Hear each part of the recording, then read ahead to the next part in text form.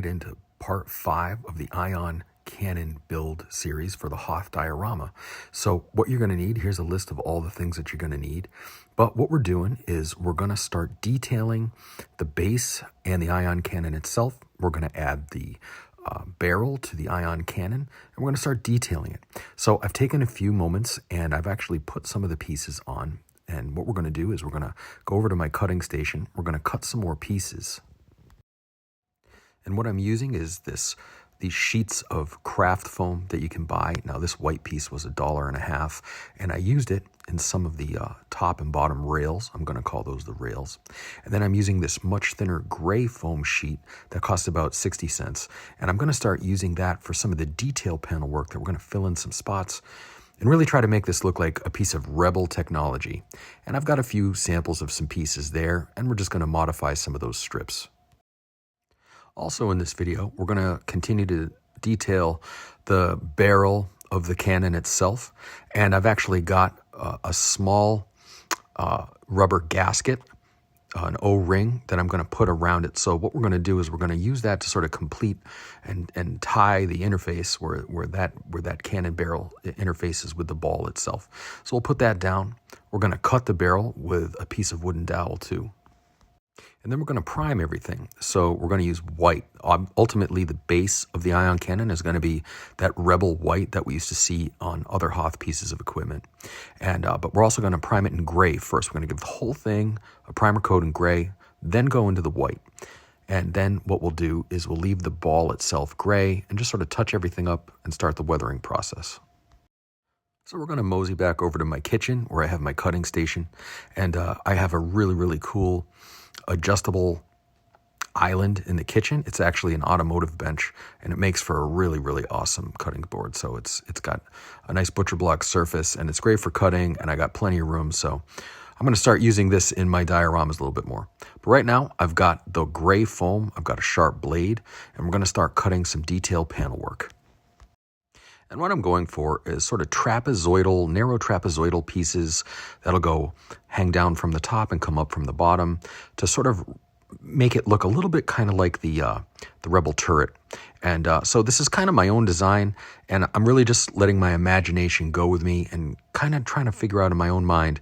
You know, I've got sort of a base idea of how I want it to look, but I'm going to let my imagination run wild and see what we can do. So I'm going to start by cutting some of these gray strips, and what I'm going to do is make really, really long triangles. So I'm going to I'm going to mark 2 inches at the bottom, and then at the top, I'm going to mark at 1 inch. Now the idea being that if you cut really, really long, narrow triangles, depending on where you bisect with your knife or your scissors, you're going to get long, narrow trapezoids because you're going to cut off the top and the bottom. So that's what I'm doing. And between if you make about 3 long triangles, you should be able to get about 6 or 8 different sized trapezoids from those long triangles. You'll see what I mean in just a second. And I'm just following the cut line and then turning the triangle over on its side and just making a series of triangles. And I think 3 will be enough for this project. So just make sure to have a good sharp blade on your box cutter or your X-Acto knife, because that's always going to help. You want nice clean lines, no jagged tears or anything for this project. And so, you know, I'm cutting it out right now, and you'll see in just a moment what I'm going to do and how to make those small different sized trapezoids. And as I'm finishing with those cuts, remember, this is really built on a budget. This is a very inexpensive project. So far, I'm into this ion cannon for about $3. Really, it's very inexpensive. It's a lot of fun. It's challenging, and it's so much more satisfying than pressing a button. Whenever you're doing a craft or a skill like this, every time you do it, you get better. You learn something new. You add it to your arsenal, and then you take on a project that's a little bit more challenging the next time. And the next project that we have, we're going to build on what we're doing here, and we're going to take this to an even more advanced level. So now I'm finishing up with these really, really long, narrow triangles, and you'll see that now I've got a lot of potential. You can make lots of different shapes with these long, narrow triangles. So these little trapezoids are exactly what I'm looking for. So now we're going to take a moment. I'm going to refocus the camera, and we're going to start cutting some trapezoids out of these. But before we do that, I'm going to just take a moment and make sure that these are going to be compatible with the base, that I have the right width somewhere within that triangle to get what I want. There it is. It's going to look something like that. And I'm going to I'm going to take the top of that triangle off and start doing some things. So here we go. Now in this shot, I have cut the triangle, and just by removing the top like that and the bottom like that, you have now a really nice uniform trapezoid that I intend to put at the base like that, a little bit of glue.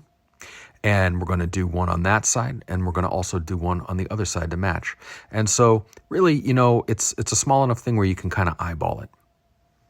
So let's do another one. Now I'm going to take the trapezoid that I cut, that section, I'm going to match it to the other long triangle, just like that. I'm just going to cut it.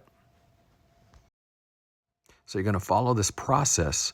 Now you have other parts of the triangle, that long narrow triangle that you can use. You can get a larger piece, or you can get even a smaller piece depending on the tip or the bottom of the remaining scrap pieces. So we're going to take a moment. We're going to cut this out. Now I'm going to use this same idea and go around the whole thing until I get as many as I need for what I want to do. So now I'm going to continue on. I'm going to set up for the adhesive spray. So here's my Gorilla Glue adhesive spray, and I've got those two little pieces there on the black paper. I'm just going to do a light coat. You just need a light coat. You don't need a ton, not a ton of this stuff. And just give it a thing. Now, what you want to do is you want to give it about 30 seconds to tack up, 30 to 45 seconds. You want it to tack. You don't want it to be necessarily wet. Okay, so our pieces have been sitting. Actually, I've let them tack for about a minute. All right, so now we're going to take our thing and we're going to determine where we want them. So I'm going to take this off. And what I want to do is I want to sort of split the difference between this one and this one. So right in the middle, I want to have it going up like that. And then on this side going up, okay? So what we're going to do is we're going to kind of split the difference. I'm going to say, okay, so here's this piece. And then we're going to go right in the middle. Now, you'll notice there's a little lip, and this works perfectly for this. So you're going to actually have it go down below the lip. It's going to sit underneath there like that. That's kind of why we did this. And we're going to put it on just like that.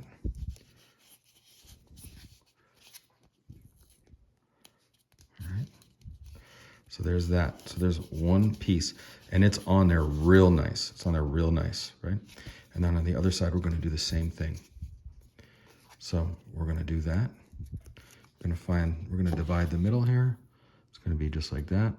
I want to feather it down below the line there, make it look really good. And then just put it up like that. There you go, right there. So now we've got this really cool thing. So if you're to see it, you got these two pieces. And now when you put that on, it's really starting to come together, right? So I'm actually going to take some smaller pieces. I'm going to cut them. Now I'm going to put some smaller pieces there and there, and sort of just have them flanking coming down. And then we'll see what else we want to do. And I might even put some more on the top. I have this one piece there, but we'll see what we have. So stay tuned. Let's see what I got, and we'll come up with it, and we'll just do it that way. So I want to make sure that everything still fits on the base just fine, and it does. And now you can see what I've done. I've taken some of the pieces and I've actually overlapped some of the pieces with more detail work. And what we're going to do now is I've also pointed out that I've done some more to the ion cannon itself. I put some detail pieces on there. But now it's time to start spraying it, getting the base coats on, doing a great primer coat, and then we'll put the white on it. So let's get ready for that. But before we jump into the base coat, we need to address the barrel of the ion cannon itself. So what I've done is, if you recall, I said we're going to need a dowel for this. So I went to the hardware store and I picked up a dowel that fits perfectly into the opening on the plant food opener that we're using. So we're just going to thread that through there, and that's going to be a pretty convincing barrel. So what I've done is I've just spray painted the end of the dowel black, and I even put a clear coat on it. I let it dry completely. So that's why it looks like that. So we're going to take a moment, we're going to cut it to fit, and then we're taking everything to the paint station. So here's what it looks like with just a coat of gray primer on it. And to be quite honest with you, I really like it. As you can see, it's still a little bit shiny. It hasn't dried completely yet. That's a flat gray primer.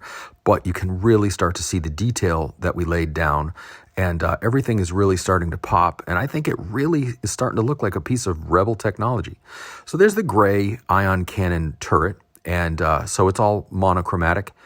And that would be fine, but what I'm doing is I'm trying to make it look more consistent with HOTH. So let's paint that base white. And just for reference, here is one of the cups. It was a 3-pack of cups for $1.25. So we've really come a long way. That was our white cup. And look what we've done with it. We've gotten it to this point. We've put all the different paneling on it.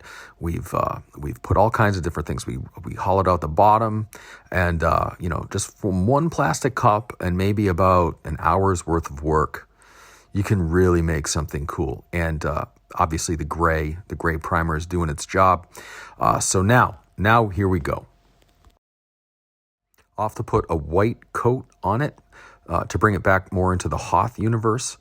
And I don't know, we're going to see if we might go a very light coat. I might want some of that gray popping through underneath to make it look a little bit more weathered and tattered and sort of secondhand. So let's see what we can do.